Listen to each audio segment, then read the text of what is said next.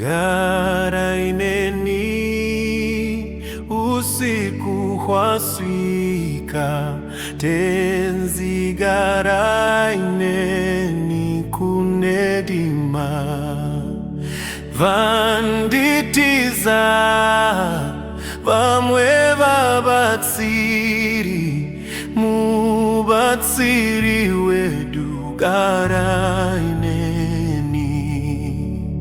Upenyu wachimbidza kuguma, kufara kwepasi kunopera, zvasakara kwazvo zviro zvese, usimba sakari garaineni.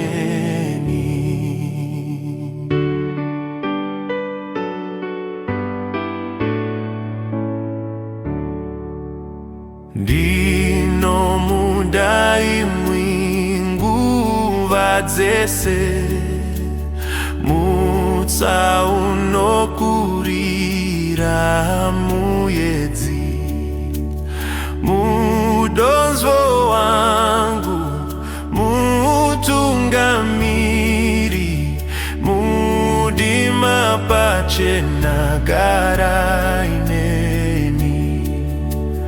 Imwi muripo handiti mandu, handine kuremerwa mushungu, kufa guva kukunda kuripi, ndinokurira ugereneni.